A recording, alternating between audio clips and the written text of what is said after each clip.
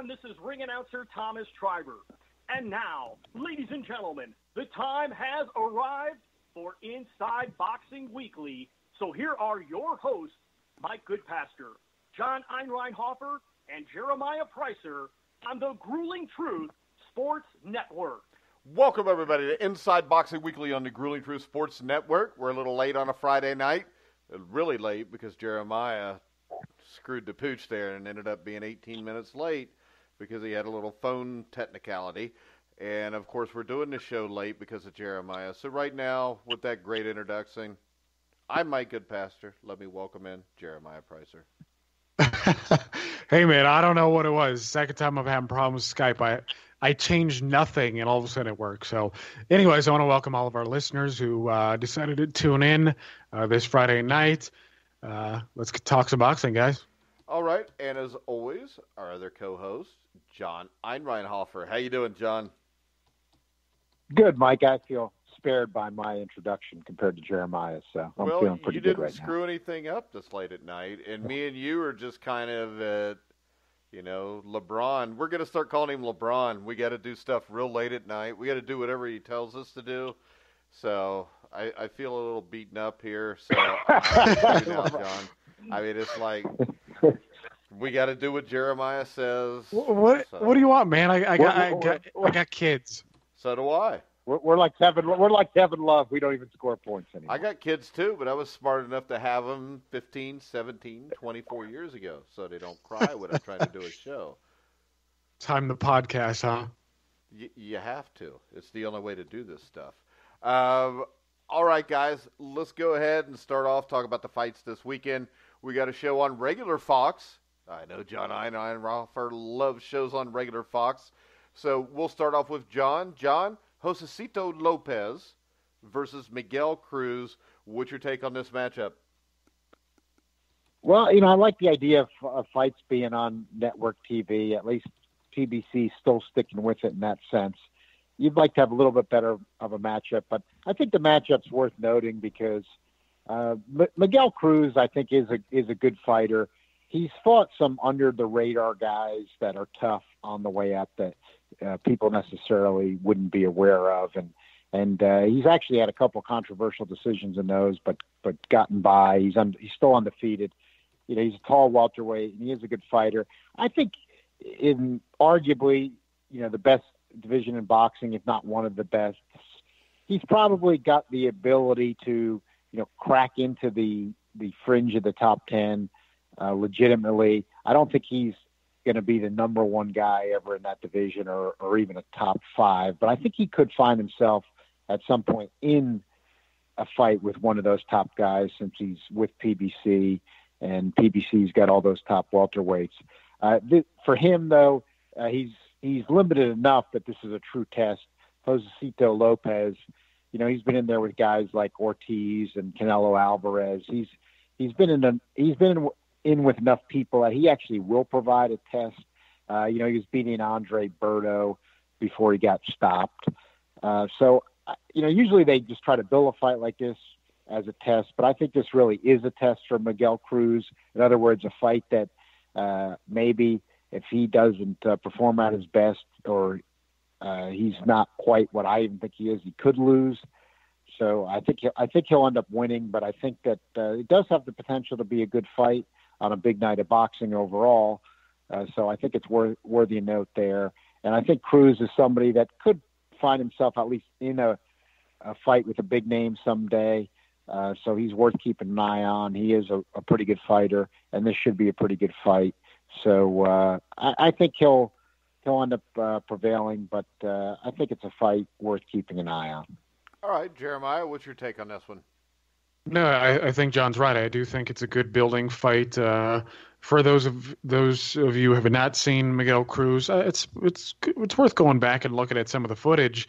Josecito Lopez is a guy that I've actually met. Nice fellow in person. But for me, Lopez has been past his best. In fact, I thought he was shot after the Maidana beating. He was competitive in spots in that fight, just not very much. But, I mean, anybody who's been following Lopez's career closely, And it's not as if I've been intentionally doing this. He just happens to land himself on television. I happen to be in front of the TV. Anybody watch the Mike Arnaudes fight? He was getting outboxed clearly by a guy who, Arnaudes has been, for those who've been following boxings in the 2000s, does anybody remember his exciting fight against Juan Urango? At that time, he was, borderline contender. He lost a close decision to Urango. After that, he's just been kind of a gatekeeper type. He's somebody you put your prospect again. Your prospect gets the rounds in. But yeah, Arnaudes back in 2013 was outboxing Lopez clearly, and then decided to retire on an odd cut, I believe it was. He was suffering from an injury, went to the scorecards, and he lost. I'm not sure, what that was all about, but to the Cruz-Lopez fight itself, I do think Cruz will prevail here. Again, I do think it's a good quality test for him at this juncture of his career, but I think he's going to stop Lopez. I think it's just that time for Lopez. Again, he's been on the decline for many, many years now, and I see a late round stoppage. All right, next up, we got Jesse Magdaleno, a guy who I think is underrated, undefeated, fighting Isaac Dogbo. I know John loves this too. It's for the WBO World Super Bantamweight title, but at least it's not for the interim title. Magdaleno had a unanimous decision win over an old and starting to fade Nonito Donaire. What kind of chance do you give Dogbo here, Jeremiah? I give him somewhat of a chance. This isn't a fight that he's favored to win, and I think rightfully so. He's a good fighter, but like a lot of guys from that part of the world, they're just raw. They don't get the technical training that the Eastern Europeans get, that the Americans get. And I think that that sloppiness. And again, it's not as if I'm talking about some of the Colombian punchers who we've seen at stateside from time to time. But he just lacks. Again, a certain technicality. I don't find him particularly quick, particularly hard-hitting. Magdaleno, like you guys have said, and I know John would agree, is an underrated fighter. And I think the odds reflect, that he should be a favorite here. I expect him to outbox him. I don't see a stoppage here. But I'm going with a decision. All right. Now, do either one of you have any thoughts on Bryant Jennings, whose career has kind of been in a tailspin since the Luis Ortiz fight? He's actually going to fight on this card also. I like you guys' comments on Jennings. What do you think he's done, or is this salvageable, John? I think that Jennings is really part of the top-ranked heavyweight playbook of really, it's hard to believe Bob Arum's been in boxing this long, but it's been for about 30 years.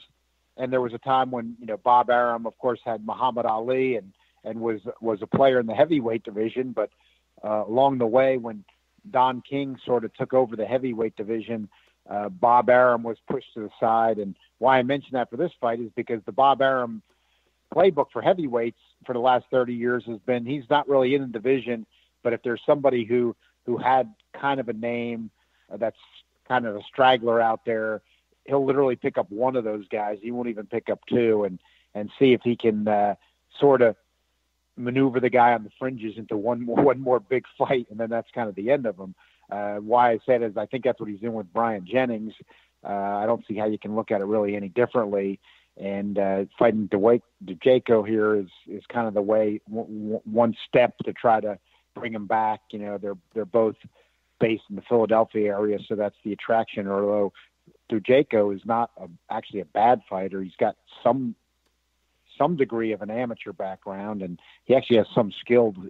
He's just way undersized and underpowered for a heavyweight. So he brings that to the table, but Jennings, should be superior to him. But I just think it's a top rank in Arum, just trying to have Jennings just pick up wins, not really be particularly tested, and then try to have him get one more, I wouldn't even say huge fight, but semi-big fight. In other words, against a legit top 10 heavyweight, and then that's kind of the end of the road for him. I think that's where this is going, and why they're putting him on ESPN. But I don't see Jennings becoming a top 10.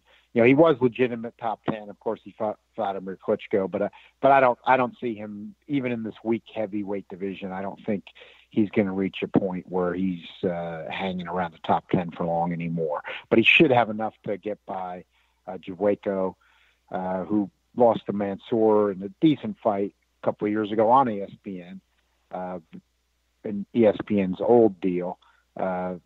But I don't think anything's going to change where he's going to coming out victorious here. All right, Jeremiah, do you have the same lack of hope for Bryant Bye-Bye Jennings? Is he about to go bye-bye? Is he headed bye-bye? Yeah, unfortunately, I think he is. I mean, but not too quickly, I think. I mean, I do think he'll linger around for a little while. You look at his opposition of lately. I mean, certainly it doesn't, make your eyes pop or anything. But, Top Rank is smart with their guys. And if anything, if I were to gander at maybe, a sense of direction of where they might take him, I wouldn't be surprised if they put him in with Joseph Parker, who I believe Bob Arum has some promotional rights to. I know he, I'm not quite clear on the contractual details, but I think Top Rank got promotional rights to Jeff Horn and Joseph Parker, though I think most that dealt with them fighting stateside. I could be wrong there, but I wouldn't be surprised at all to see that fight. I mean, Jennings, he'll probably get to by Dweco here, and then I think Joseph Parker is probably in line. I'm trying to think of who else that they have at heavyweight. Andy Ruiz, he's under the Top Rank banner, if I'm not mistaken. There's not a whole lot of options at this point, and especially, Jennings is relatively young for the heavyweight division. I think he's only 33 right now, so he could play the waiting game for a little while. Unfortunately, I think it'll be quite a few years if he doesn't, if he's waiting for a title shot, because, we know that Parker is probably going to fight Povetkin. Obviously the Wilder fight. If Tyson Fury gets back into the mix, with Brazil being lined up for a shot with Wilder and Chisora, not Chisora, but White and Pulev. There are just too many names to kind of fill the void for a while, and Jennings just doesn't really look like he's going to fit in. So I think if anything, he's probably going to get Parker or maybe Andy Ruiz if Ruiz is playing the waiting game too. All right, then next up we got the heavyweight fight, the co-main event to the Danny Jacobs fight. We got Jarrell Big Baby Miller fighting Johan Duhaupas. Is there any chance here for Duhaupas, Jeremiah? I know we're going to say they're heavyweights, so you always got a chance. And with Jarrell Miller, it's not like he's fought the greatest competition, but he did handily beat Gerald Washington, a guy who for a few rounds gave Wilder a little bit of trouble. He beat Maurice Walk. But when I look here, Miller has way too much talent for this guy. Am I missing something here? I don't think so. I mean, I think you're spot on. I will point out, though, that this is a big baby coming into the fight. If I know John likes to pay attention to the weight, especially when heavyweights come in. What does he weigh Miller, tonight? 304 pounds he weighed in at. Yeah. He went higher. He went higher on us, not lower. He went higher on us. I don't know if he suspects that maybe. Well, I guess he fought Vok, so I mean, I think Vok probably weighed more than Duhaupas. Vok was a massive heavyweight, but yeah, I'm not quite sure what the thinking is there. Maybe he didn't feel as if he had to take it as seriously as the Vok fight. The thing about Duhaupas and Vok, what they have in terms of similarity is, they're both, pretty basic boxers. Like most heavyweights today, they stick with the straight punches. But I will give them both credit in the sense that they're really tough guys. If I'm not mistaken, Duhaupas probably could have lasted 12 rounds with Deontay Wilder. I mean, that's kind of fuzzy with me. But Duhaupas was stopped on his feet. Heavyweight fights don't really stick into my memory banks like some of the others. But Duhaupas has a damn good chin. So I think it's probably going to play out a lot like the Vok fight. Probably last a little bit longer since I wouldn't expect that Duhaupas would hurt himself in a similar fashion. But yeah, I mean, Miller's going to get rounds in here. It's probably good for a guy that size. I'm gonna go with Miller, and I'm going to go with a decision here. I think Duhaupas is probably tough enough to go all 12 rounds. Miller's a good hitter. I don't think he's a great hitter. But I don't know. With Duhaupas' lack of skill, I don't think it's going to be all that fun. But, it's a good fight for Miller at the moment. So let me ask you this. He weighs 304 pounds, John. Big baby. Big baby. He is a very big baby. I mean, if a baby was ever born that big, I'm not going to go there. But when you look at this, he's 304 pounds. So does Duhaupas have a chance, John? Because he can take a punch. Maybe he can get into the 8th or 9th round, and maybe Big Baby will just have congestive heart failure. Yeah, I still don't. I mean, of course, everybody's got a chance. Like Jeremiah said, it's heavyweights. But with that said, and I know the way, pounds, though, you got to give him a little bit more of a chance. He goes from like 0.5 to like a 2% chance. I know the way you're asking it, but I'd still have to say no. But I can't justify Miller getting up to 304, even though I still like the way he's looked as he's put the weight on, and it's just unnecessary. But I got to look at it a bit like, Jeremiah. The guy, now over, and I know you have for a while already, Mike. The guy over 300 pounds. I mean, I'm just going to be rationalizing for him to say that there's some reason for him to be over 300 pounds. There's no reason for him to be over 300 pounds. Wait a second, because I know what this is. Because I've watched Jerry Springer and Maury Povich. This is usually not from eating too much, okay? Follow along. It can be from a slow metabolism. It's usually a slow metabolism on Jerry Springer. So I think right now he may be as low as we're going to see, because with that metabolism, no matter how hard he diets and trains, he's just going to be fat. I'm sure he's going to, he doesn't even, I'll even give it to him. He doesn't even look that bad at the weigh-in. Like it's 304, but he doesn't look bad. But I'll give him that. And his punch output is amazing for a heavyweight. Him and, Konatsky are unbelievable like that. Had big, heavy guys who throw more punches than you've ever seen from heavyweights, which is exciting. The thing I like about Big Baby now is it's almost like, as great of a fighter as George Foreman was, and he won the lineal title in the comeback, he was mostly fighting in his 40s in the comeback. Of course, he started in his late 40s.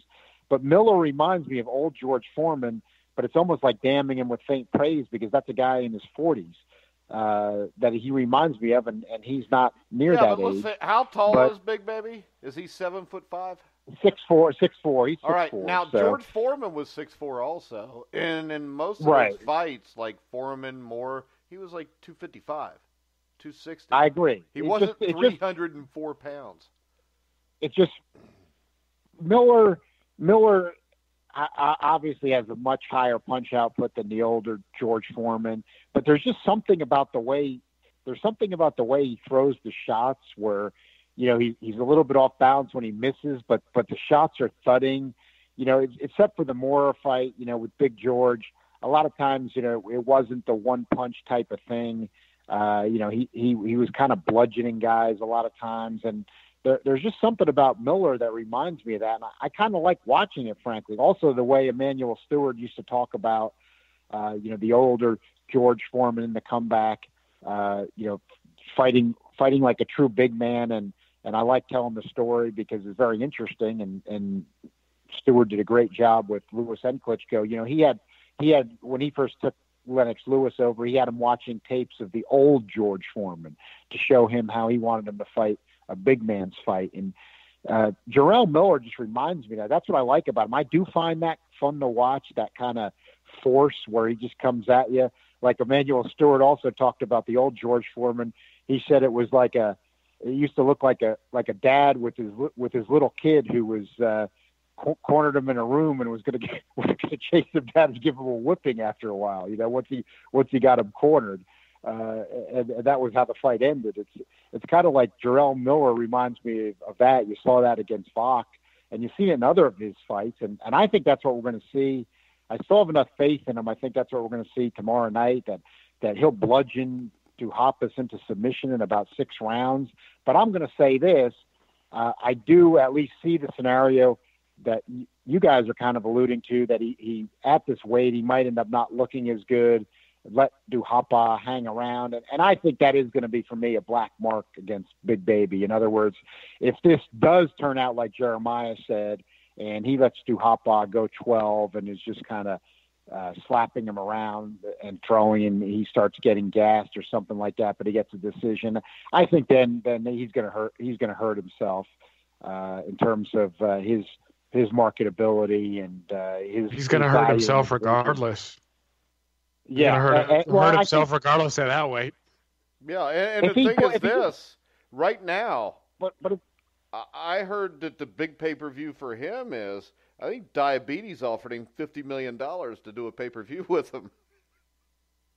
Well, I just think he's still fun enough that I think he will do it if he just bludgeons Duhaupas out of there in 6 rounds, which I still think he's going to do, because he is kind of a very unique specimen with the weight, but combined with the punch output, and when you now it's a 300-pound guy literally banging you repeatedly with a high volume of shots, people just can't withstand that, even professional heavyweights. So I think he'll do that. Duhaupas is 37. I don't think when you're a 37-year-old guy, you can take that bludgeoning. I think he was 294 for Vok. And the punch output was still there. So I don't know how he does it, but I'm assuming it's going to be there. If it's not, and he lets Duhaupas hang around, and he doesn't look good, he's really going to hurt himself. So I think he'll still avoid that with the opponent he's in with. Now, there's not that much at heavyweight, but if he was in with somebody more dangerous than Duhaupas and he came in this shape, it might be a little bit different. But he's not. And he knows that going in. You got to remember that too. So I think he should be able to get it done and stay on track. All right, and the main event of the night is Daniel Jacobs against Sulecki. When you look at it, Sulecki's 26-0. The competition, let's face it, has not been the greatest. Jack Coquet, decent fighter. He won a unanimous decision over him. Hugo Centeno, the guy we just saw lose to, damn, I lost his name, Charlo. He stopped him. He's got Derek Finley on his record, who everybody at that weight has fought at some point or another. I think Sulecki can stay in this fight for a while. I think Jacobs wins it late. What's your take, John?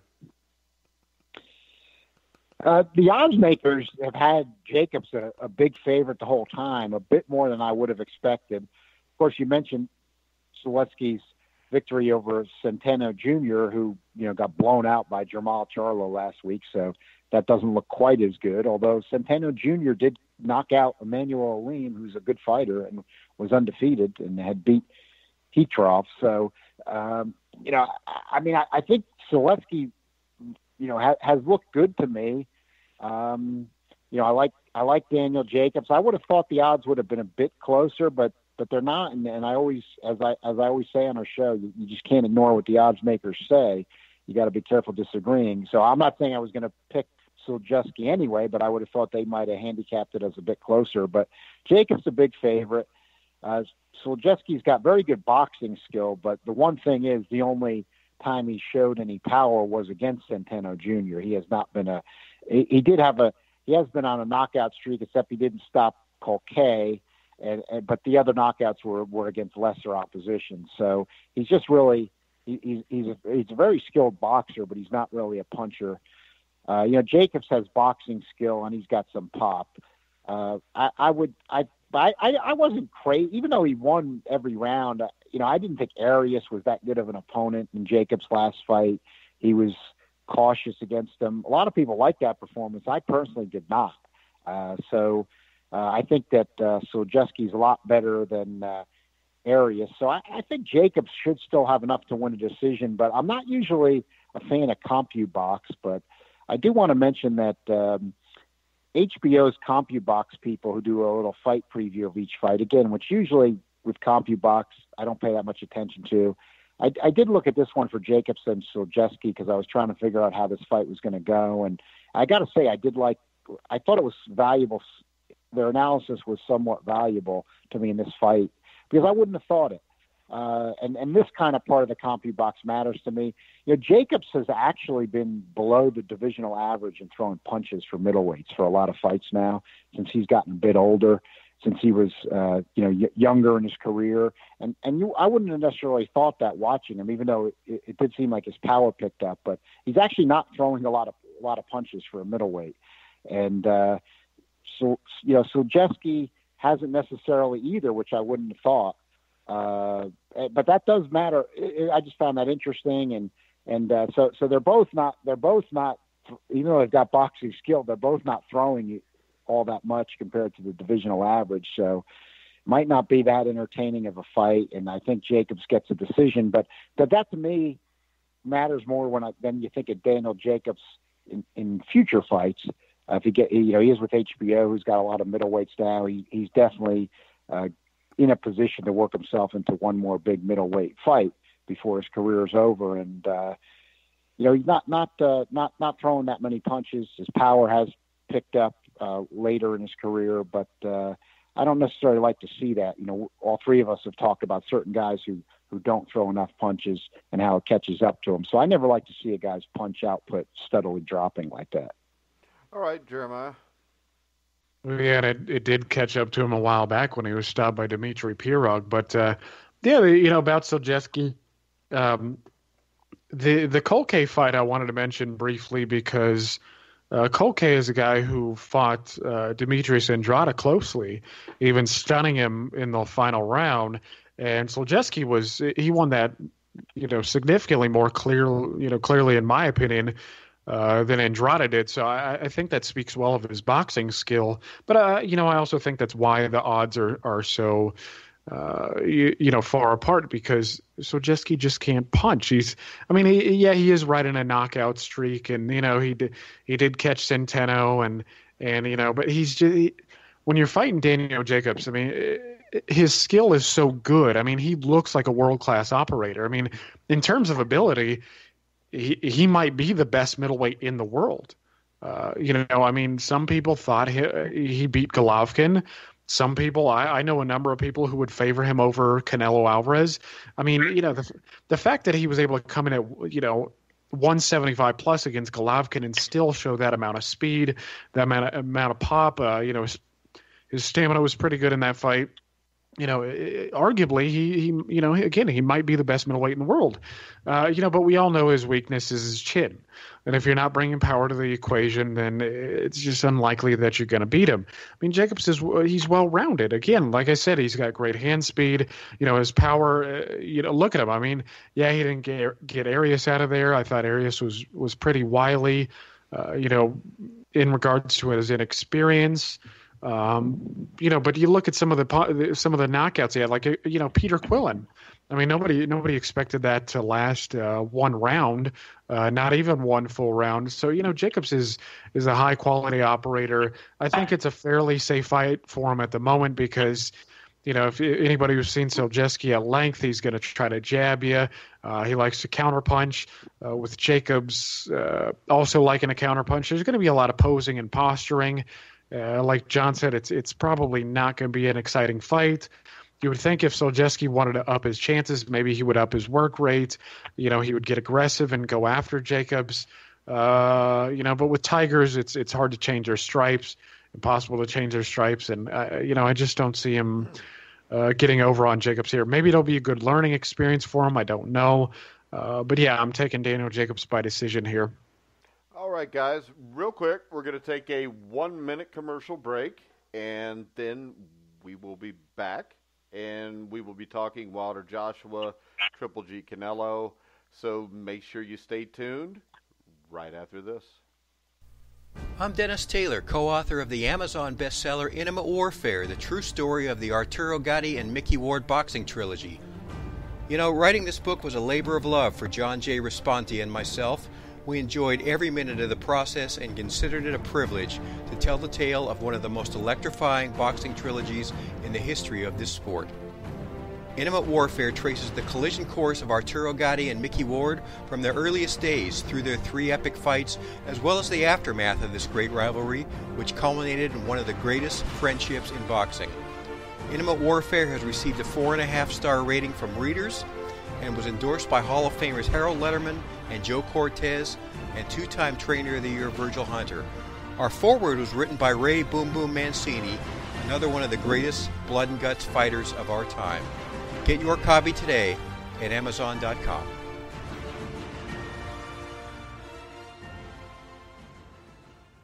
Welcome back to Inside Boxing Weekly on the Grueling Truth Sports Network. I'm Mike Goodpaster, sitting here with Jeremiah Preisser, John Einreinhofer. So now we're going to talk a little Wilder Joshua, as it seems like we always do. I would like to mention a shout-out to Pablo Baez, listening there in Colombia. We miss you, Pablo. Pablo, much love. And if fighters keep avoiding the big fights, Pablo might be getting another shot soon. So he might as well come back. Strap on them gloves, maybe Pablo. He weighs 300 pounds right. now. But recently, Eddie Hearn, Matchbox Promotions, sent Deontay Wilder an offer with a guaranteed $12.5 million to make the fight with Joshua. On Thursday, the Wilder camp responded by sending over a $50 million counteroffer, stamping down a whopping guarantee to Joshua. And while it seems that Hearn and Joshua are both interested in the offer, they want to see an actual contract with terms listed and proof that Wilder's offer of $50 million is real. There was a meeting scheduled for Friday, but Wilder's team canceled after Hearn and Joshua refused to verbally accept the offer of $50 million, which Hearn refuses to do until the contract is put together. Eddie Hearn had this to say about it. He said, "It's all very bizarre. I returned the email of Deontay Wilder and said, we're very interested in making the fight. Please send us a draft contract." And he replied and said, "You have to accept the fight, and then we will send you the contract." I've never known anything so bizarre since I've worked in boxing, Hearn told Sky Sports. "I had a meeting with Shelley Finkel Thursday, which was canceled. I requested a meeting for Friday, and he emailed me while also emailing the entire press world, saying there is no point in meeting. It would be non-productive. We have to accept the deal first." John, what's your take on this? My take, I want to just correct one part. I was thinking, I had kind of commented on it on social media, and I thought about it a little bit.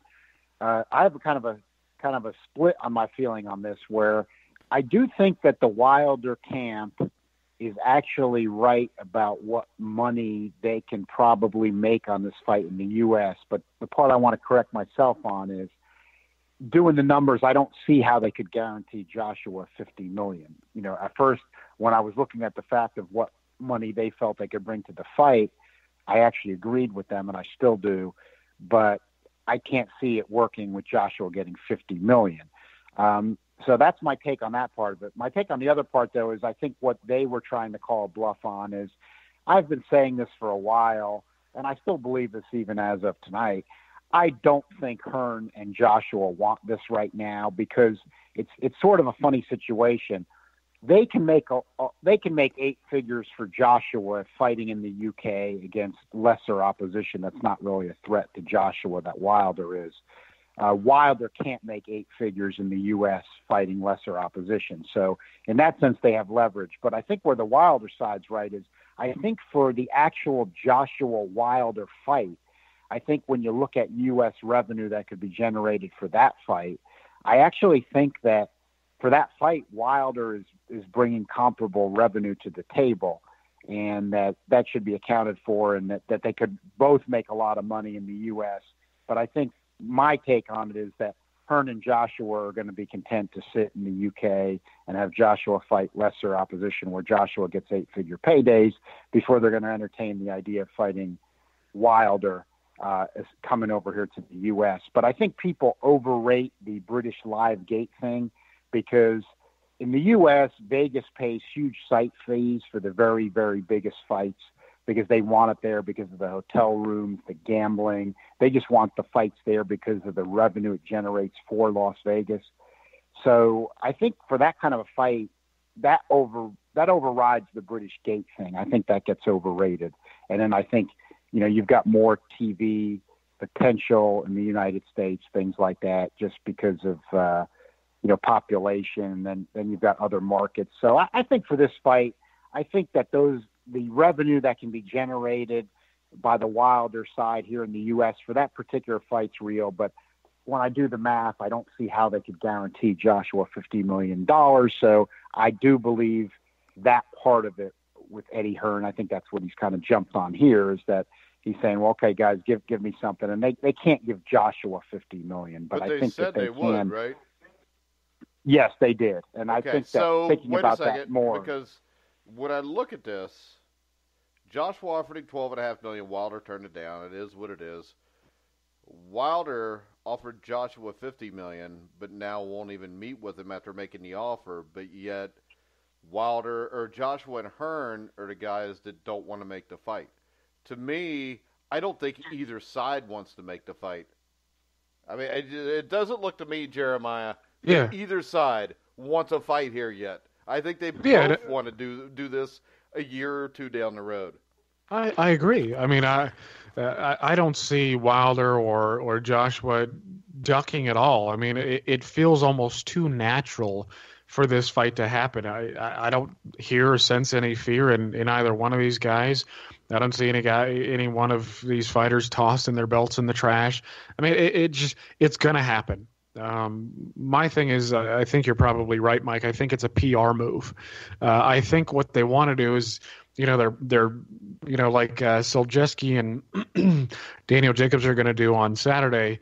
They're posing and posturing. I mean, I think they're just doing all of this just to get people to talk about the fight and, build towards the real thing. I mean, and that's exactly what's happening. I mean, go on social media, as soon as the offer was made, Twitter's blowing up with this stuff. That's exactly what I think. I mean, Hearn is a savvy guy. I mean, there aren't many.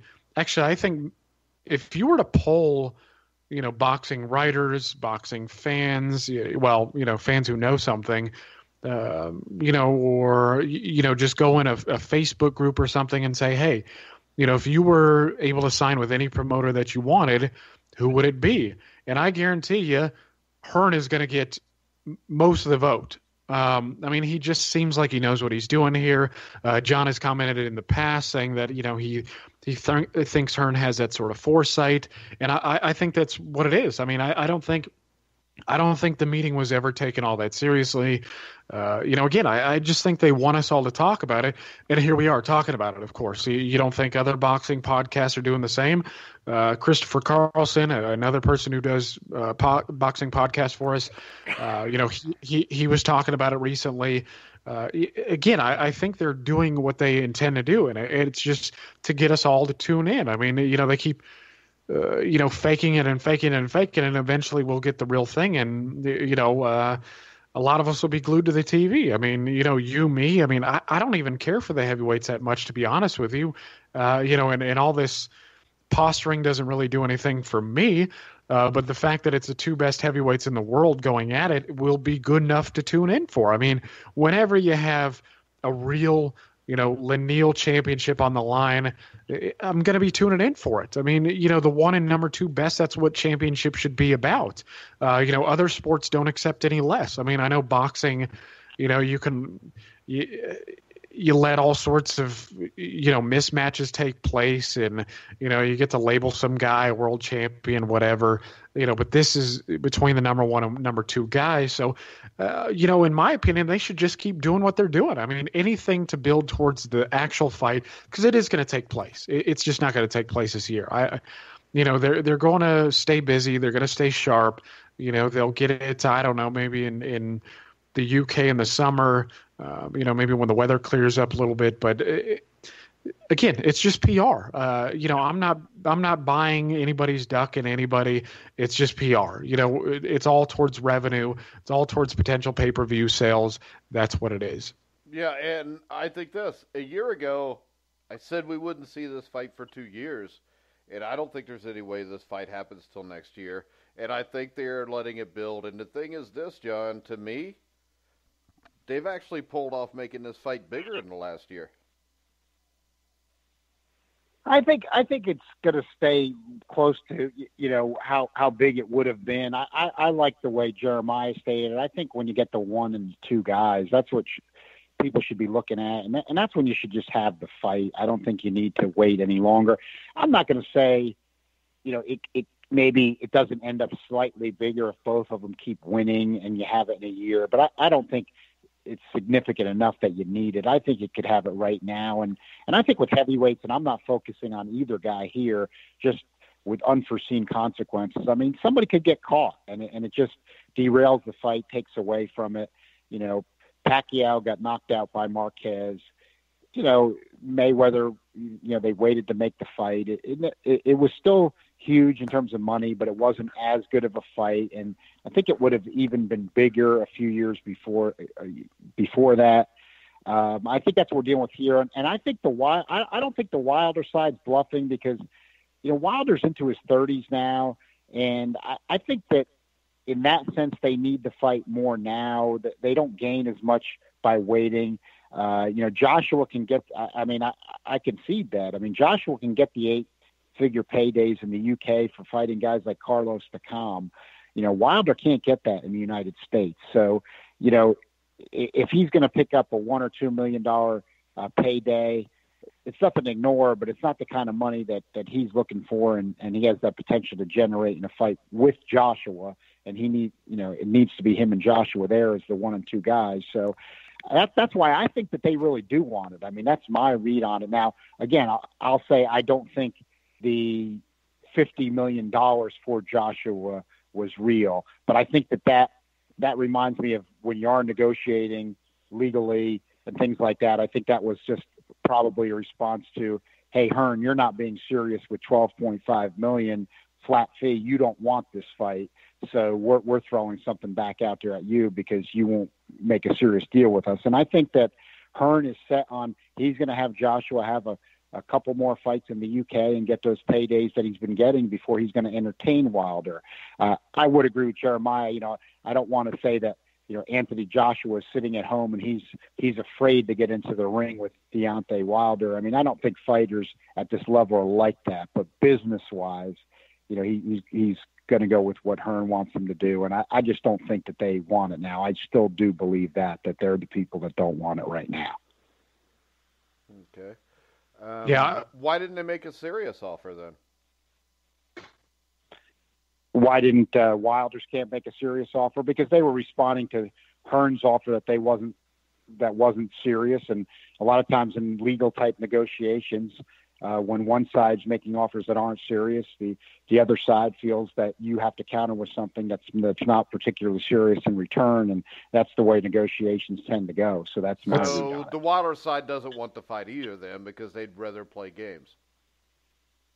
Well, I think that they feel to get what they are entitled to in a fair negotiation, that when one side plays a game, you play a game back until both sides get serious. But I think that they do want this fight now. That is my feeling on it. But I agree. The signs are that it's not going to happen right now. But I think that, and I mean, they do need the fight more right now. I mean, I don't think there's anything really necessarily wrong with that. I think that's a factor. And again, Hearn is smart. He's a smart negotiator as well, and I'm sure he reads into that somewhat, and sometimes that's why you're making the 12.5 flat fee offer initially, even though you're not that serious, because you're thinking, what's Wilder going to do? We can make 8 figures over here in the UK without fighting him, and he can't do the same. So, what leverage has he got on us? And that's the way negotiations go sometimes, and that's why it takes a while to work out. But I think it's a shame for boxing when you got the 1 and 2 guys who've both KO'd every man they faced until we just had this last fight where Parker went the distance with Joshua. Wilder didn't. Well, because Wilder had out. Wilder had a decision against Deverne. Right, but then he knocked him out. So every guy that he's faced, he's ended up knocking out. All right. So so now we don't have that, but still good enough. Hey, it's Joshua's record's still certainly good enough with that KO percentage. I was just looking today. You talk about nostalgia when Foreman fought Frazier and you had records kind of like that, and no, you didn't. That's what you wanted. That's what you want to see. You can't compare Foreman and Frazier to Wilder and Joshua. I'm sorry. I know what you're saying. Yeah. They're 1 and 2, but this is not Foreman and Frazier. It'll never be Foreman and Frazier. Neither one of these guys will ever sniff being a George Foreman or a Joe Frazier. No matter how bad all the British people want them to be that, Anthony Joshua is never going to sniff Joe Frazier or George Foreman.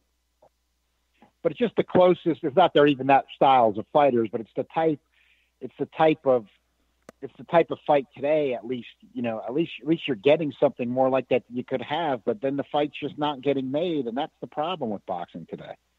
Well, I can tell you this: when I look at the heavyweight title fights when I was younger, like Holmes Cooney, fights like that, Holyfield Bowe, I can guarantee you I will not be half as excited to see Wilder and Joshua as I was to watch those guys fight, Jeremiah. No, neither am I. I mean, to be honest with you, I've never been that big of a fan of the heavyweight division. I just never really found that intriguing. I mean, the prospect of somebody being knocked. It's because you're young. Well, maybe that very well could be. I mean, to be honest with you, I've only been a hardcore fan since 2004. Yeah. But it wasn't even a heavyweight fight that did it for me either. It was Lamar Murphy versus Damian Fuller on Tuesday or Friday Night Fights, and Teddy Atlas was calling that. But yeah, that could be it. I mean, Lennox Lewis and the Klitschkos. I mean. Yeah, I mean, there's something to latch on to there, but, it wasn't that exciting. I mean, Vladimir Klitschko was really the champion when I was coming up, and, to see him get knocked off by Layman Brewster and, even stopped by a journeyman before that, though I know part of that was stamina issues. Yeah, it really wasn't the same. I mean, as an American, it's easy to feel disconnected because the Europeans have been running the scene for so long. But, yeah, it's just there's not much to it. I mean, it's such an event-driven sport now, that I can see the writing on the wall. It's they're building towards it. But I'm looking at the skill level of both of these guys, and it's just, I don't know. I don't really it doesn't really do it for me. I mean, it's not that intriguing. I mean, the number 1, number 2 guys, yes. I mean, that's good enough for me to tune in, but it's not, I'd be more excited watching, Sean Porter versus Errol Spence or, Keith Thurman versus Errol Spence, plenty of other fights. But yeah, it probably is my upbringing and the fact that, I can't relate to that, a time when, there was a golden era and there were so many great champions. But, I got to deal with the hand that I've been given, and this is it. This is what I've got. Well, the bright side is you'll probably outlive both me and John. So, well, the rate boxing's going. I'm not quite sure I'm going to be a fan. For that, there might not be for that much longer. Yeah. Well, I'll be doing a freaking rugby show or something. I like rugby though. I'm not making fun of it. I like rugby. So, I mean, I like boxing a lot, but it's kind of like signing a deal with the devil. I mean, you already know, what sort of stuff is in the details. You sign the contract, you look at the fine print. Hey, bad decisions, corruption, et cetera, et cetera. It just gets so tiresome. And not only that, there's no mover and shaker in the sport who's really trying to clean it up. I mean, you just have a bunch of, you have a bunch of people who are, leftovers from a time long ago, and they just keep doing the same shit over and over and over. I mean, yeah, Bob Arum may be considered one of the best promoters for a lot of people, but I mean, is he really trying to clean up the sport? I mean, he's part of the reason the WBO became famous, right? He slapped it on Miguel Cotto. Cotto made a number of defenses. And now the title's been exchanged between top-ranked fighters for, 12 years now. I mean, at this point, I mean, 10 years into the future, we're going to have 5, 6 major titles. You're not going to have a unified champion, quote unquote champion for, what was it?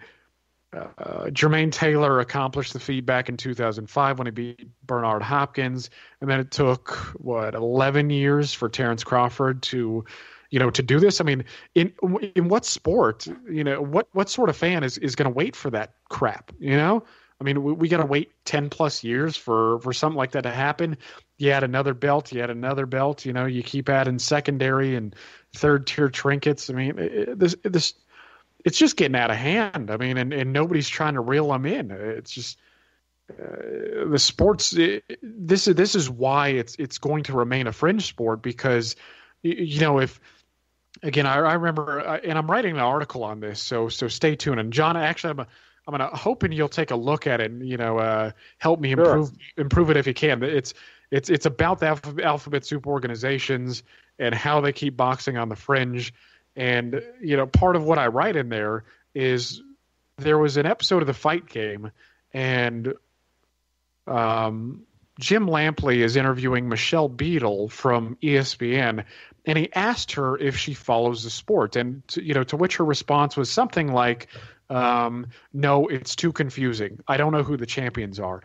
This is why we can't. This is why there's little retention here, right? This is why the hardcore fans are really the ones driving the sport, because who is the champion, right? Who, you know, if you're naming this title holder the champion, this guy's a world champion, this guy's a world champion. You have 68 plus world champions.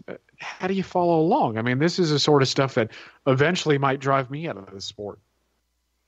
Yeah, right. I agree. I've found a lot of frustration in the last few weeks among people that cover seeing people who cover the sport and hardcore fans who really are hardcore, that they cannot get themselves away from discussing alphabet ratings, alphabet champions, and they don't even look at the transnational rankings or the ring rankings. And to me, it's just insane. Some of the people who actually cover the sport, you question what their motives are, if they're actually in good faith that they're just too tied in with promoters, and that's why they talk about it that way. But then there's hardcore fans, some of whom are younger and they don't know the history of the sport, and they just don't seem to know any other way to talk about it.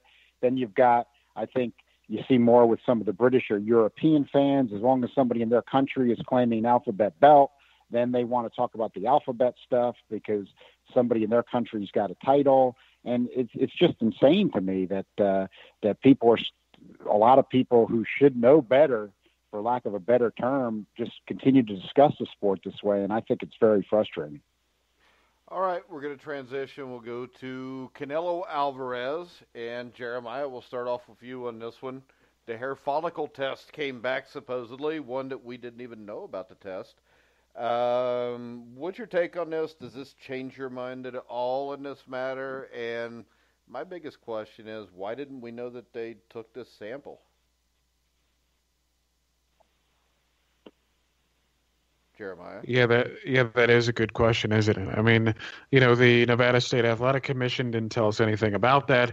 I didn't know anything about a request, but if Canelo Alvarez offered up his hair to be sampled and in an effort to try and clear his name, then good for him. I mean, the negative test, is a good sign for him because, it's notable because clenbuterol is detectable in urine, for less than a week after it's been ingested. So, but in terms of taking the hair follicle test, it can appear for several months. Though, of course, the problem with the hair sample test, and I'm not going to act like some PED expert here, but I've heard Michael Montero talk at length about this and other people, is that so people with different colored hair, actually people with lighter colored hair like Canelo, people who are blonde, etc.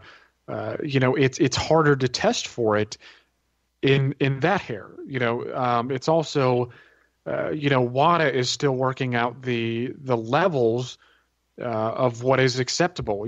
So right now they don't have an established protocol, right? They don't have established levels for how long the test can be accurate for. They do say months, of course, but they're still working the kinks out so we can narrow it down, and so we can get greater accuracy on this, and and then in the future we can. Yeah, whatever. But again, it's a good sign for Canelo. I mean, what it shows, that because of the results, it shows that he didn't, he wasn't doping, right? If he had been doping months prior, then we would see that in the hair follicle test. One thing that I did see when I was reading about it is that they only tested for clenbuterol. So the hair follicle that they took, that's all they tested for. They didn't test for anabolic steroids or this or that or anything else. I suppose it would have been nice if they would have. I'm not saying that Canelo Alvarez was juicing or anything, but it would have been nice, just to get a clear picture of what was going on there. But it's good for Canelo. It's good for Canelo in the sense that it highlights that he wasn't doping, of course. With Nevada State Athletic Commission's rules, I mean, he's still guilty, right? I mean, whether or not he was doping, he was still, he still ingested the meat that had clenbuterol. That still falls back on him. But yeah, I mean, it looks like a lot of people jumped the gun, and good for Canelo for offering it up. Okay, so you do believe this is legit? I mean, that's what from what I understand. Well, I mean, I can only go on what the evidence that we have here. I mean, so I know boxing. This is my question to you, though. They do this Yes. test. Would they do it 3 or 4 weeks after?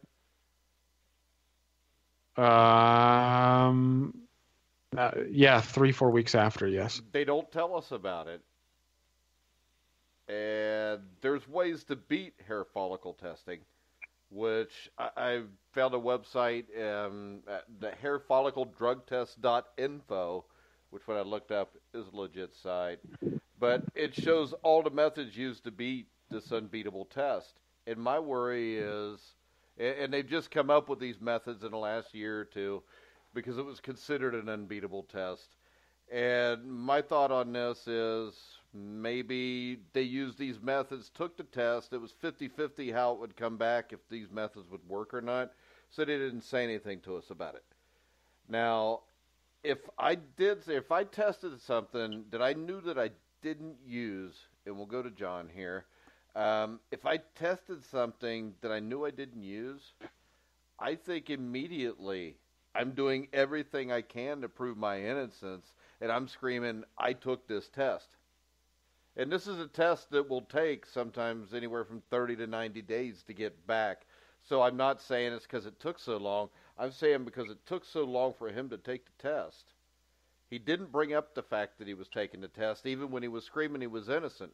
If I'm innocent, I'm going to say, hey, I took the hair follicle test. That'll prove it.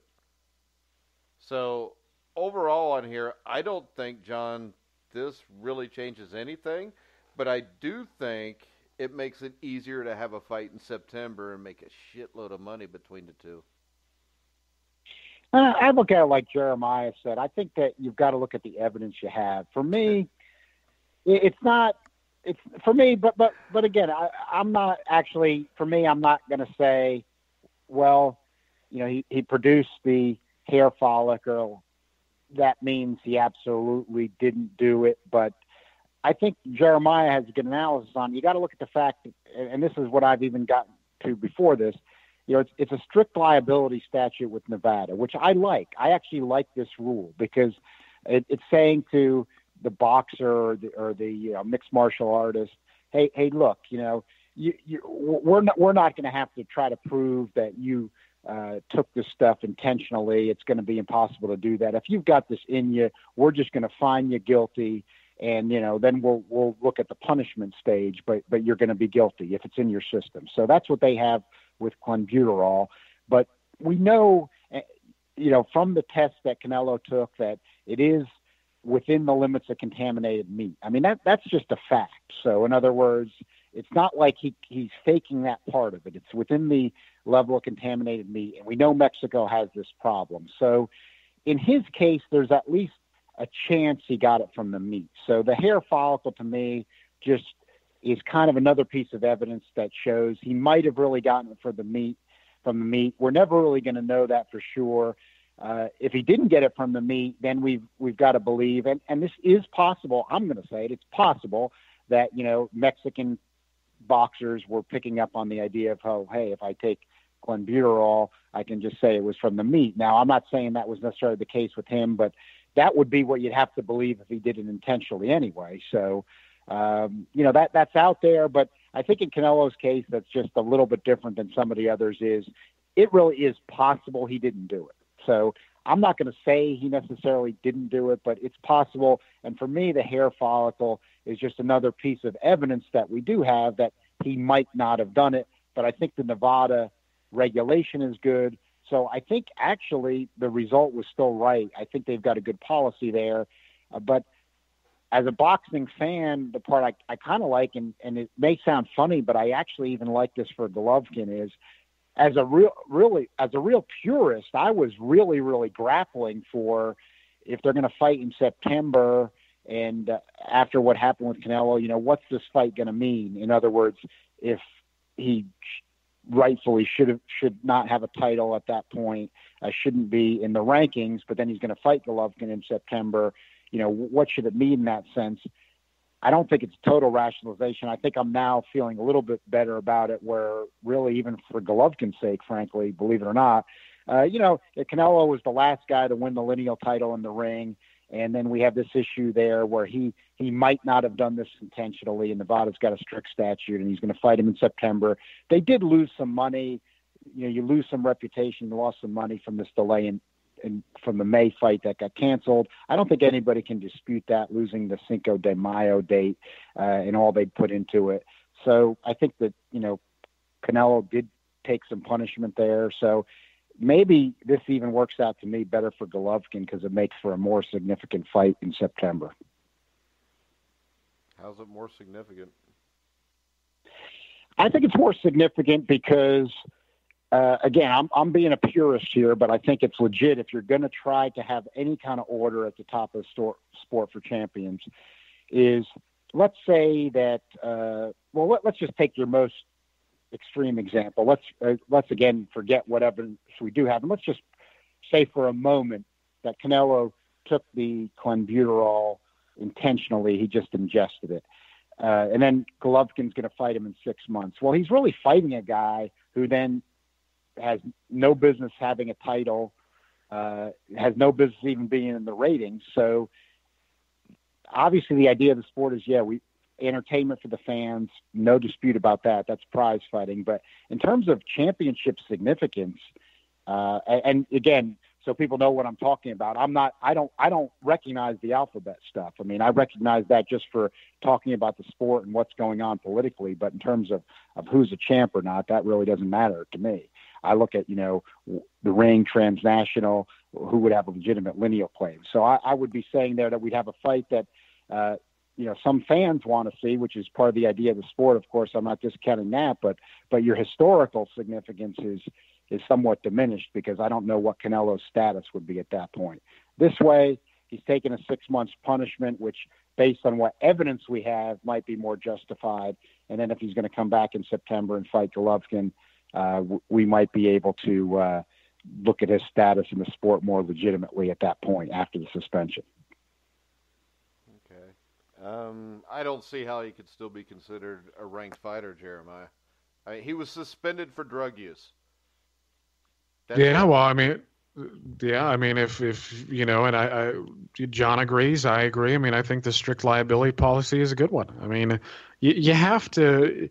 Again, I know it can be tough, to monitor every single thing that goes into your body.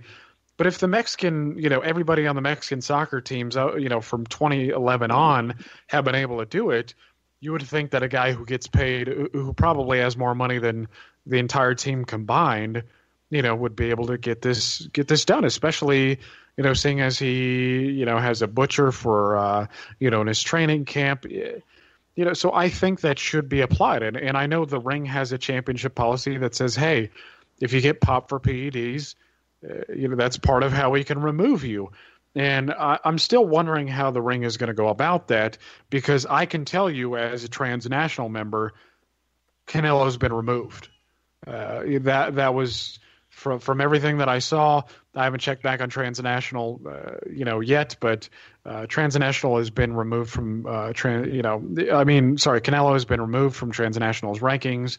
It's hard to say, when he'll be back, especially in light of the new evidence.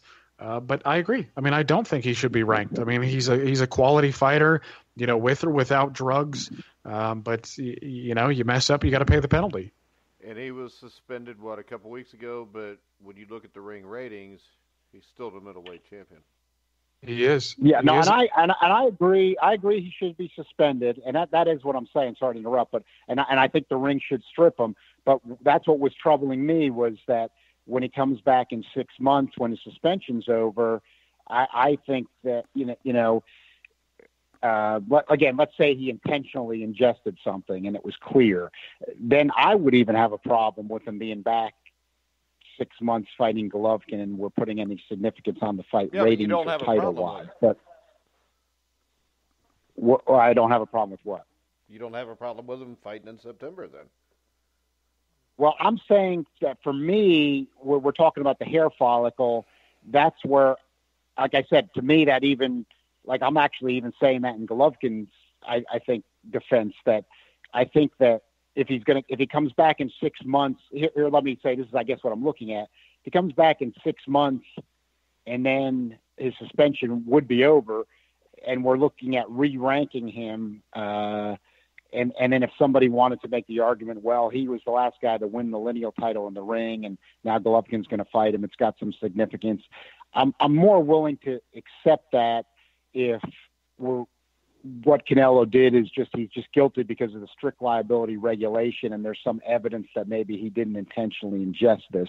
Then let's just make a totally different theoretical scenario. Like, let's say didn't they have a trial?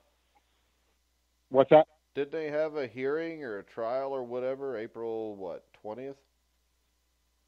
Yeah, he basically April 18th. Did Canelo I think go it was. to that?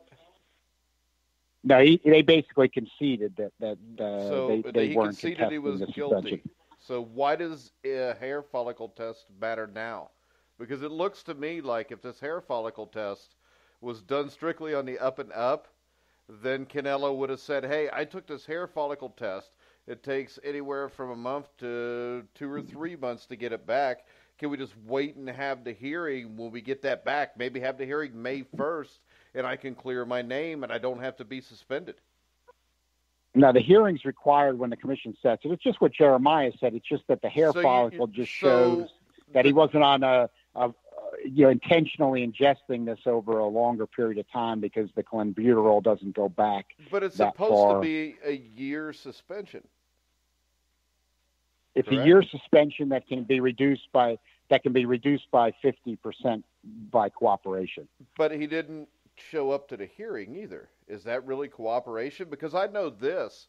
If I get a summons to show up for a court date because I owe a hospital bill, they'll send me another one after that and threaten to throw me in jail if I don't go.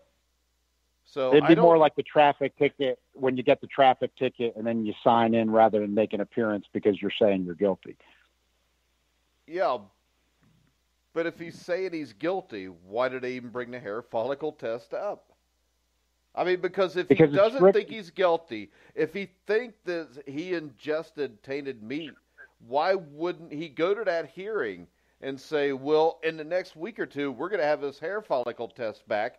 Is there any way we can push this back until then? Because I really want to prove my innocence. No, he kept his ass in Mexico. Because it's a strict liability. Because it's a strict liability regulation, Mike. Because all he's got to do is have it in his system, and then he's guilty under the Nevada reg that they changed in 2016. Yeah, so I still don't know why he wouldn't. He knew correctly. He knew correctly, and his camp did, that he was guilty under that reg. There's no way, even today, under that reg, that he's not. He's still guilty under that reg. There's no disputing that. When he's still guilty. Tested him February the 20th, and they found that he was, over the limit, why didn't they do the hair follicle test right then? Well, they did it. People said that he should do it. He did it. So he did it a month later.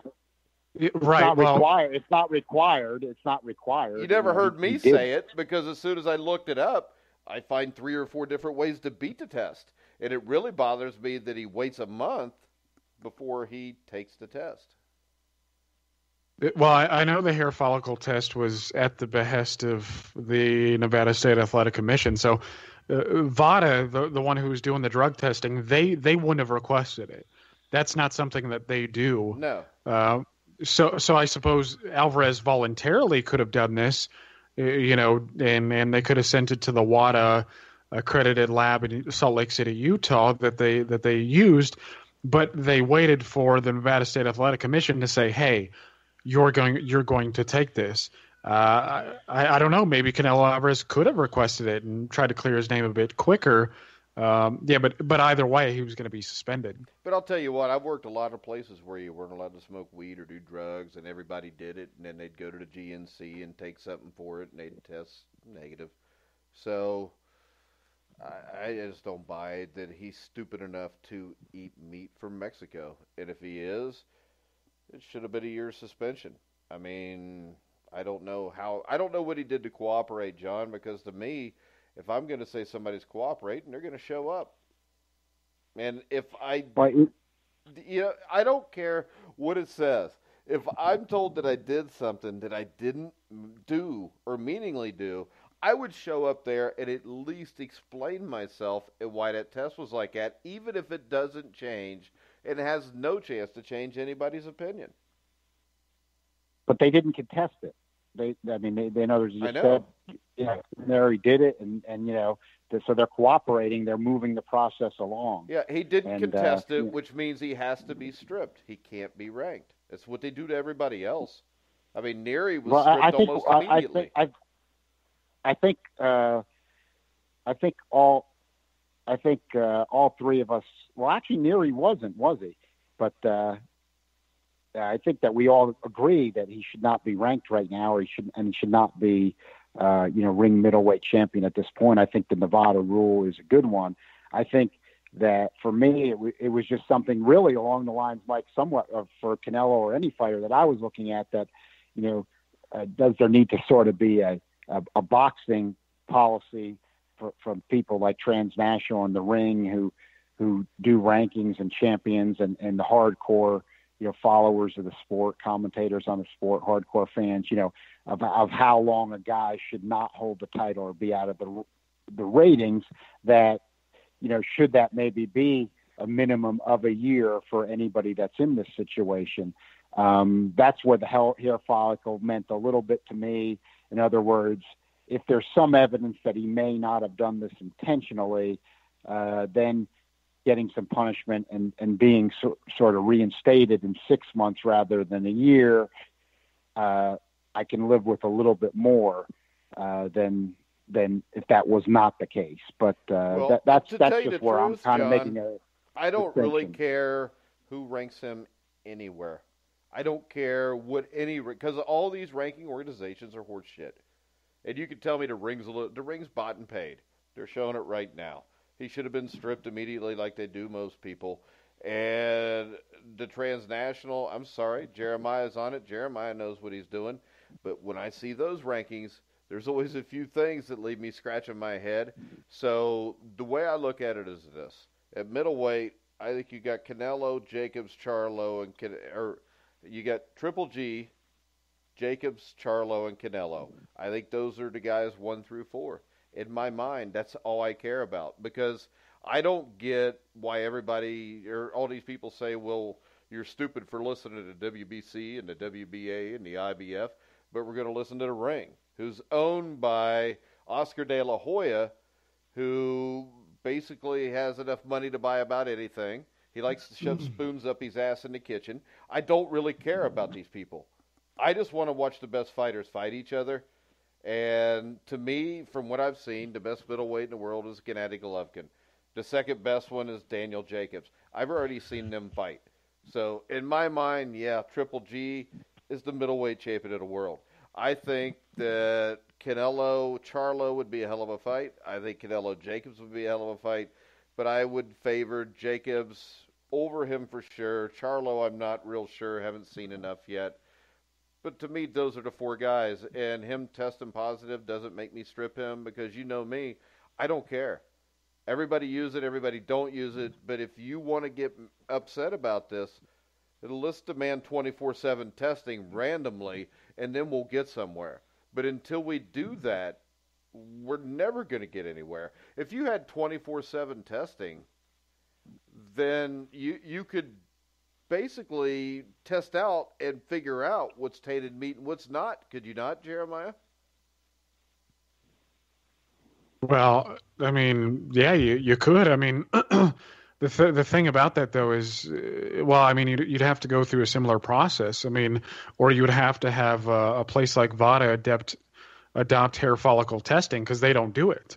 VADA will do. It could be a piss test because if on August the 17th I ate contaminated meat, on August 16th I don't have anything in my system. Right. Well, and even if you get random testing, I mean, it's unlikely they're going to test you over and over again during. Right. I know. Right. So, well, I mean, it's certainly a better solution than what we have. Put it like this, Jeremiah. I'm telling you this: with the threat of that as an athlete, I'm probably not going to do anything. No, you're right. I mean, it's a much better solution than what we have, and of course, in boxing, that would be, I don't know if you could allocate some of that money from your purse or whatnot. I mean, Nonito Donaire was able to do it, I think, for about $20,000 a year, and I know guys like Golovkin, Canelo, et cetera, they could sign up for that. I mean, they could do it if Edwin Rodriguez could do it, then many of these other guys could do it. But of course, you'd have to get them all on board, and we know how things like that are in boxing. But I would say that again, it's a better solution, but you've got to have a unified voice. I mean, the WBA, the IBF, all these people who give out these Mickey Mouse trinkets. Again, you've got to have some pressure, and unfortunately, there's very little oversight. I mean, who's watching? Gilberto Ramirez Jr. and the inner workings of his organization? Just about nobody. I mean, again, there's no investigative journalist. There's nobody uncovering dirt. There's nobody keeping them honest. So the likelihood of this happening is just it's slim. It's never going to happen. It's never going to happen. We're never going to have. It's not. Well, but I don't buy all this, things are never going to change thing. I mean, this is partly the attitude which keeps us stuck in the mud, that we think it's never going to change. And that's why, we continuously pay attention to the alphabet soup organizations and what they do. Things can change. I've seen, I write in my article, I've seen entire countries reformed in 20 years. If you don't think a sport like this could change, I just don't buy that. And that's part of the reason why these independent organizations like Transnational do rankings. So there is some semblance of coherence in the sport itself. And I think that's why we should pay attention. I mean, if you're just doing your own alphabet soup rankings, okay, what are we doing? Where we just all get to put our subjectives. I don't really care who's ranked what. I just want to see the best fighters fight each other. Well, and I think, but okay, but how do you get that? I mean, part of how you get that is by organizations like Transnational. I mean, sure the ring is owned by Golden Boy, but they also have a panel too, with guys who are independent of them, helping them rank, and generally they seem to be doing a good job. But this is why. I mean, where else are you going to find rankings if we're all just doing our lists? I mean, I think organizations like that. Again, they lend coherence to the sport itself. Again, we all want to know we all want the best to fight the best, but who always knows who's the best at 105 or 108 or 112 or 118, 115? I don't care about the jockey positions. I mean, I don't want to watch guys that could ride a horse at River Downs in the third race. I want to watch them fight. Right, but there are plenty of people in Japan who do. I mean, they Japanese. Can watch them because they all fight in Japan pretty much, except for that Inoue guy. I like to watch him fight. Oh, I do too, but he's become pretty stagnant. I mean, I really like his style, but there's no competition. It's kind of like Katie Taylor. But there is on the undercard. There's not a ton. I mean, you got to. How many guys could really give him a go at that weight? No, he's got plenty of guys he could. He moved up, didn't he? Yeah, so he moved up to 118, but of course, the lower divisions, looking at a classical 8 sense, if you only had 112 and 118, those divisions are always lacking talent. They're always thinner, but if we were able to get rid of 115, 108, 105, those divisions don't need to exist. I mean, he could fight Rungvisai. I mean, most of us were wanting him to fight Rungvisai at 115. Well, he takes 1 or 2 fights there, and then he jumps up this weight jumping and trinket collecting. It's all a bunch of baloney. And he's been fighting virtually nobody of note. I mean, this is the thing about Inoue that I don't like. I like his style a lot, but he's not fighting anybody. I mean, who has he fought that is ranked in the top 5 in his division since Omar Navarez, who really was not that exciting to begin with? Navarez is a guy I could appreciate, but he's also a guy who looked like crap against Nonito Donaire. I mean, it wasn't even competitive. I mean, he hung around for 12 rounds, but there wasn't much there.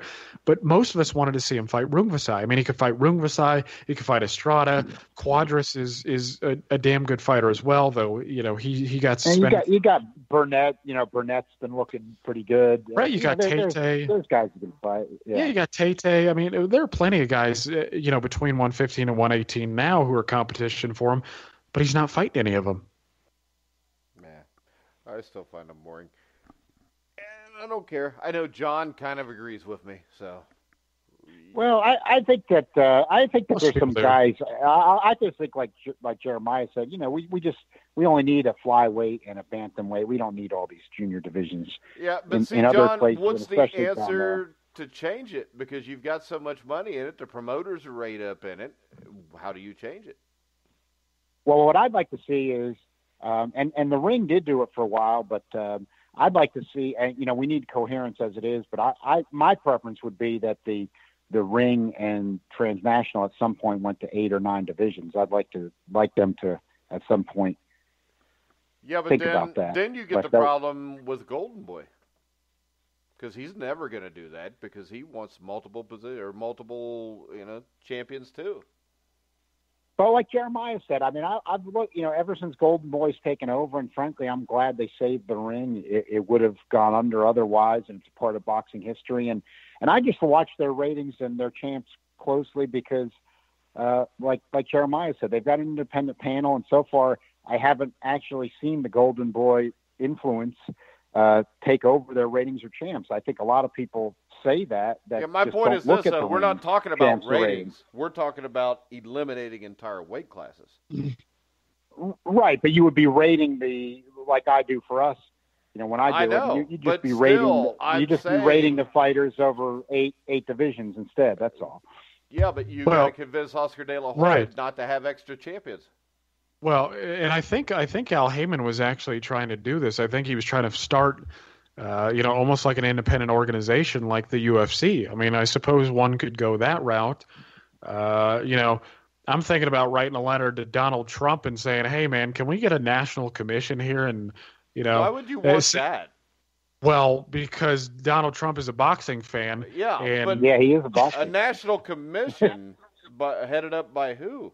I mean, this is something we're going to do in the Senate or something, Congress? Well, I mean, they've already taken bills to the guy. I mean, I remember John McCain and who was it, Harry Reid already, tried that with it. Yeah. I don't think I want the government. I don't want the government running it, but you could use. I mean, you could try to set up the sport like soccer, for instance, a bunch of independent organizations that work together, and have a sort of World Cup or something. I know Kurt Emhoff is. I haven't seen the article. Maybe he's still working on it, but I know he proposed something is like the World Boxing Super Series, where you get all the promoters together and you have a big tournament, and then you determine champions that way, and there's a big pot at the end of the. So I think there are some solutions. Of course, getting the guys who have their grubby claws in the sport out of the sport is obviously a tough feat, but it's going to take somebody with vision and somebody with money. That's really what it's going to take. I mean, yeah. So. Eddie Hearn? It could be. I mean, Eddie Hearn is a young guy. Bob Arum's never going to go for that shit. So we're probably going to have to wait till he drops off the face of the earth.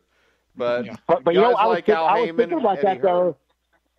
But I was thinking about that this week, though, is that think about it.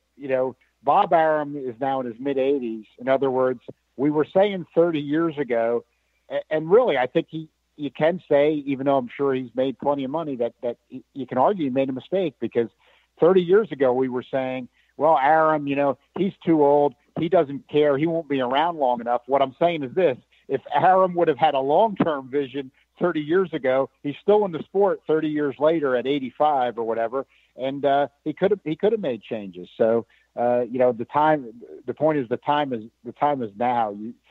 Somebody should make some changes. But to me, the government would a national commission would have to be, anything's got to be better than what we have now. So it's either going to be a figure like we're talking about, like Heyman was trying to do, and he just couldn't get through the fiefdoms. Took too much resistance, too hard to work within the current system, or a national commission. It's going to have to be one or the other. Yeah, I just don't buy anything run by our government. Well, right. I mean, hey, I can certainly understand the sentiment, but what do we want? We want something run by the government. We need something like the NFL, but in boxing. I mean, you need a union, et cetera, et cetera. But again, I don't understand why people aren't thinking about this. And again, I don't know what's going to happen, but and I know a lot of boxing fans hate Donald Trump, but he's been a boxing fan for a long time. He's hosted a bunch of fights in Trump Plaza. The rumors going around is that he may pardon Jack Johnson. He hangs out with Sylvester Stallone. Actually, Stallone, he was talking to Sylvester Stallone on the phone, and that's when they got, to talking about Jack Johnson and the pardon, whether the pardon is a good thing. I'm not going to touch on here. I know a couple of historian friends of mine are not a fan of it, but I'm not.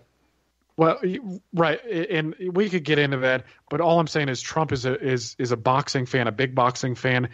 I mean, he was let's not forget either, before he even became president, he was shaking hands with Gennady Golovkin before the what was it, the Wade fight or the Rubio fight? He was shaking hands with him in the dressing room. So this is a guy who cares about the sport, and that's better than nothing. I mean, somebody's got to take a shot. All right, guys, we're going to go wrap this up because John's got to run a race in the morning, and it's like 12:44 here, and I'm looking for John to finish in the top 10, so yeah. We'll see how it goes. I'm going to be tired. Yeah, and we're supposed to have Thomas Triber on tonight. He couldn't make it because, of course, Jeremiah runs the show now, and we have to do whatever Jeremiah says. But maybe it's time we'll have some. All right, guys. Remember to also catch the Boxing Legends show, which looks like we will be able to interview Ronaldo Snipes here in the next week or two. Former heavyweight contender, dropped Larry Holmes, lost the other 10 rounds and got stopped. But Ronaldo Snipes was a very good fighter, got a unique story he wants to tell, so keep an eye out for that. I want to remind everybody you can hear all of our shows on iHeart, iTunes, Stitcher, Spreakers, wherever you find sports podcasts, you'll find The Grueling Truth. So, for Jeremiah Preisser, John Einreinhofer, I'm Mike Goodpaster. You've been listening to The Grueling Truth, where the legends speak.